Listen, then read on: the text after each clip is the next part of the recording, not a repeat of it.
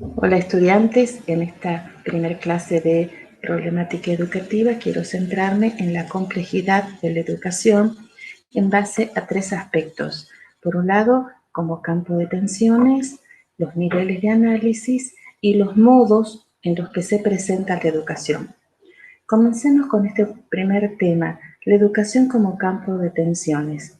Ricardo Nassif, cuando plantea que la educación puede entendérsela como un campo de tensiones, refiere a la idea o a la convivencia de ideas contrapuestas y a veces contrarias entre sí.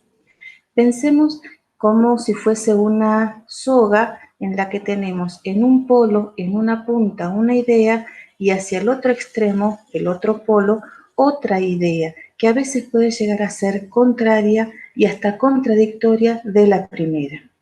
Estas dos tensiones siempre van a estar presentes en los discursos que refieren a la educación. Y él nos presenta unos 4 ejemplos respecto de cómo se puede analizar a la educación. Si pensamos en la realidad-idealidad, en este polo se tensa la relación que existe entre pensar cuál es el fin de la educación, o sea, el fin último, la meta, el ideal de la educación. Pero por otro lado también refiere a la realidad, y la realidad tiene que ver con dos aspectos. Por un lado, la existencia real de la educación, puesto que se manifiesta en el sujeto que es educado, pero también refiere a las respuestas que tiene que dar la educación en la formación de los sujetos. O sea, se tiene que educar a una persona para que responda a las necesidades reales y concretas del medio. No se puede pensar desde este punto de vista de la realidad solamente pensando en un ideal, sino hay que pensar en el sujeto concreto. El segundo polo que presenta Ricardo Nassif tiene que ver con el efecto de la educación, el efecto y los beneficios. Entonces él plantea que por un lado se encuentra la mirada en el individuo o la mirada puesta en lo social. Entonces, si nosotros nos centramos en el efecto individual, ahí entendemos que cada sujeto que se forma, cada sujeto que se educa, tiene todo el beneficio respecto de la educación y de los valores y saberes y capacidades que ha desarrollado en ese proceso. Mientras que si pensamos o ponemos el acento en el efecto social de la educación, tenemos que pensar que todo lo que el sujeto aprende siempre tiene que tender a volcarlo a la sociedad. El otro polo que plantea Nassif tiene más que ver con la relación en la que se establece entre el docente y el estudiante. Es imposible negar que existe una jerarquía en la educación. La relación es asimétrica. Si bien es cierto, como personas valen y significan lo mismo, en realidad en la institución, esa relación docente-alumno siempre tiene poder y autoridad el docente. Y de hecho impacta influye sobre las conductas de los sujetos. Nadie puede negar que cuando un docente te dice levántate o abre la carpeta o repite o sal del aula, el estudiante tiene que cumplir esa orden, tiene que acatar las decisiones institucionales. Pero tampoco es posible negar el hecho de que cada práctica educativa, cada saber, cada capacidad desarrollada lleva al sujeto también a que vaya desarrollando su propia autonomía y por consiguiente también se tensa la relación entre la autoridad y la libertad. Pero el último polo que plantea Nassif, en la que refiere a la función social de la educación, es interesante detenernos un poco más. Primero porque plantea la tensión entre la reproducción y la transformación. ¿A qué refiere la reproducción? Desde una mirada, podemos decir que la reproducción tiene que ver con la conservación, con la memoria del patrimonio cultural, histórico, los valores, los símbolos que todo el grupo social ha ido construyendo y que es importante porque ese es el primer bagaje que se transmite en la educación. Mientras que la producción o transformación, el otro polo, activa justamente la capacidad de inventiva, de cambio, de movimiento, de avance que tiene que tener cada generación que se está educando. Pero desde un punto de vista crítico, tenemos que pensar que la reproducción va más allá de simplemente la conservación. La sociología crítica nos hace advertir ciertas cosas al respecto de la reproducción. Primero que hay que pensar que en los grupos sociales las personas no somos iguales. Tenemos diferentes accesos a la educación, a la cultura, al entretenimiento, a la alimentación, a la salud. Esas diferencias están dadas por condicionamientos que nos atraviesan permanentemente, que son políticos, económicos y sociales. Esta realidad es innegable. La reproducción desde este punto de vista tiende a pensar que la clase social más enriquecida y que tiene el poder tiende a buscar la reproducción de su posición en la siguiente generación.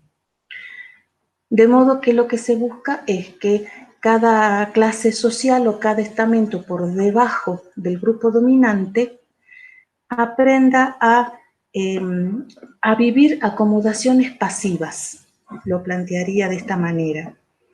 Esta acomodación pasiva tiene que ver con la aceptación, la naturalización de las relaciones sociales y considerar que está bien, que esto es lo que me corresponde, que así está establecido y de esa manera no se generaría la posibilidad de cambio. Mientras que si pensamos en el otro polo de la producción cultural, de la transformación, podríamos entender ahí que todo el cambio es posible en función a decisiones políticas. Políticas que no solo tienen que ver con el Estado, sino con el hecho de que cada persona es un sujeto político y por consiguiente genera acciones que pueden impactar en su propia posición y sobre todo en el develar, en el desocultar esas acomodaciones pasivas. El darse cuenta que la posición en la que está no es natural, sino que es arbitraria simplemente por los condicionamientos económicos, sociales y políticos que tampoco son naturales, generaría la posibilidad de buscar un cambio. La otra complejidad a la que hacía referencia hace un rato tenía que ver con los niveles de análisis. Ricardo Nassif plantea que no es posible hablar de la educación si uno no tiene en cuenta desde qué nivel lo está diciendo. Perdón.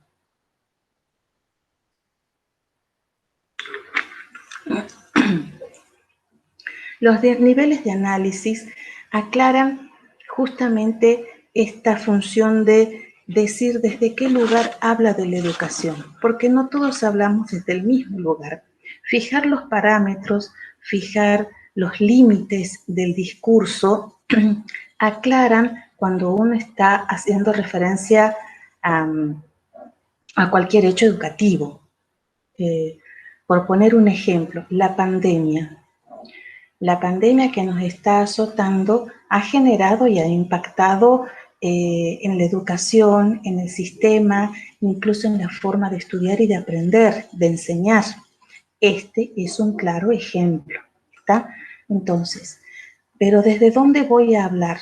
Puedo hablar a niveles macros y pensar en en el virus, en el inicio, en cómo los sistemas educativos han tenido que modificar marcos legales para justificar las acciones que luego se podrían tomar en cuenta. De hecho, antes no existía la educación, pensemos en los niveles más bajos, en el nivel primario y en el nivel secundario. Antes no existía la posibilidad de clases virtuales o de clases a distancia. Ahora se han tenido que flexibilizar todos los marcos legales justamente para posibilitar y darle valor a esas experiencias de educación virtual. Pero también podemos pensar cómo esa pandemia y la cuarentena ha generado cambios en la forma de enseñar y de aprender. Hace rato decía, este es el claro ejemplo. En lo personal no me gusta, prefiero la presencialidad, prefiero el contacto, la interacción y el diálogo, pero la institución, por respeto a la salud social, genera y establece este cambio en la forma de enseñanza y justamente por respeto a todas las personas tenemos que acatar estas disposiciones y trabajar desde la virtualidad. Y si lo pensamos incluso desde el sujeto que aprende, también es diferente. ¿Cuántos niños, niñas, cuántos jóvenes han sufrido y han vivido experiencias de educación completamente diferentes? Porque en la casa no soy un estudiante, en la casa soy un hijo o una hija y que incluso tengo responsabilidades familiares y que si estoy en este espacio se mezclan y se confunden los roles. Por eso, en este mismo ejemplo, estaba planteando 3 niveles de análisis diferentes. A nivel macro, se refieren las dimensiones sociales, la dimensión política, el Estado, la economía. Refiere a todas las dimensiones que impactan en el sistema educativo, modificando o generando cambios dentro de este mismo sistema educativo. Mientras que a nivel micro hace referencia al sujeto, al proceso de enseñanza-aprendizaje, y que es obviamente el punto más pequeño de lo que podríamos decir la educación. Pero en medio de esto podríamos también considerar el nivel institucional. El nivel institucional, ¿por qué es importante? Porque las escuelas no son iguales. Las escuelas desarrollan estrategias, piensan, desarrollan proyectos y tienen prácticas completamente diferentes unas de otras y que pueden hacer una lectura y una interpretación respecto de la educación y que son a veces muy interesantes. Podríamos hablar de muchos ejemplos, pero en todo caso, cuando estemos en un espacio de consulta, podríamos trabajar y ahondar un poco más en estas cuestiones. No quisiera perder la oportunidad de presentar ahora cuál es el otro tema que alude a la complejidad y que tiene que ver con las formas y los modos en los que se presenta la educación. Siempre tenemos que recordar que la educación es un solo hecho. Es un solo hecho y, perdón, esperen un momentito.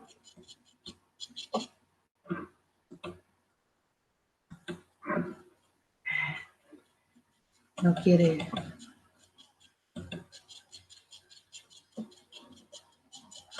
A ver, ahí está.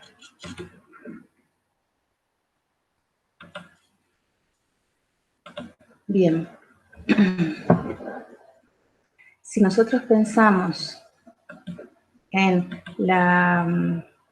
los modos en los que se presenta la educación, reconocemos 3 formas o 3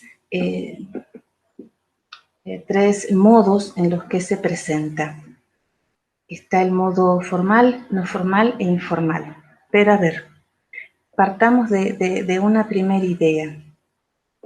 La educación es permanente y cada uno de nosotros se encuentra y tiene relación con la educación desde diferentes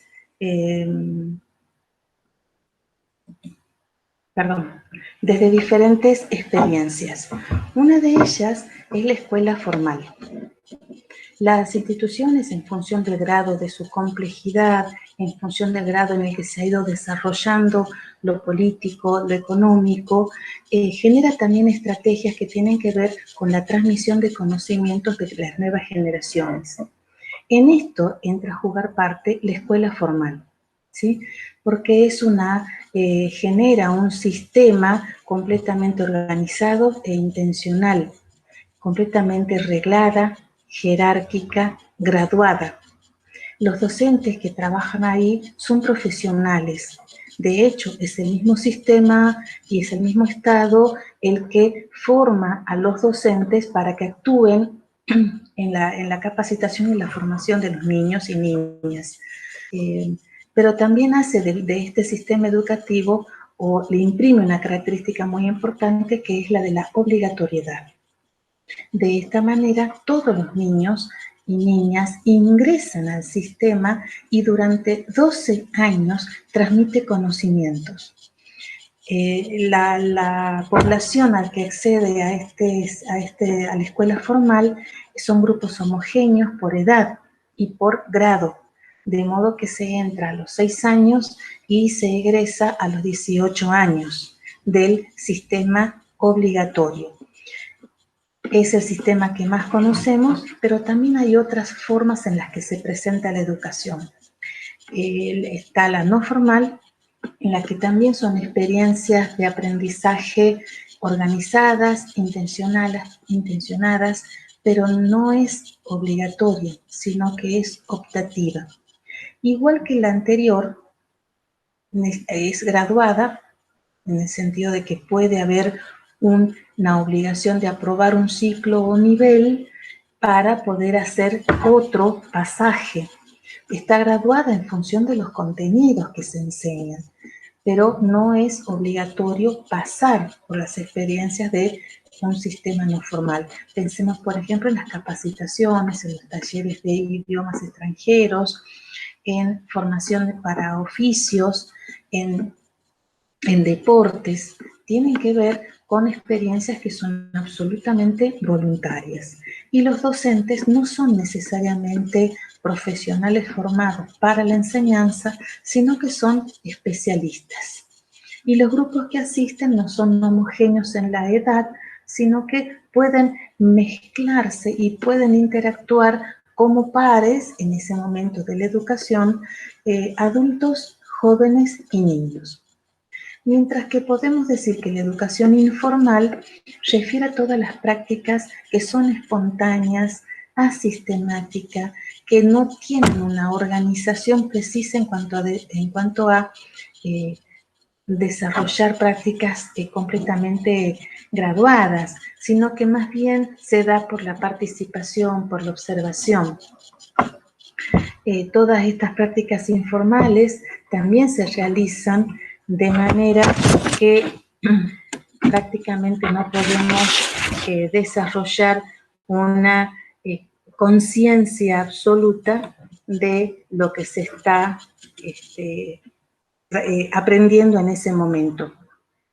Espérenme, tengo un problema. Ahí está. De esta manera se presentan acá los 3 aspectos que yo quería tratar respecto de la complejidad de la educación.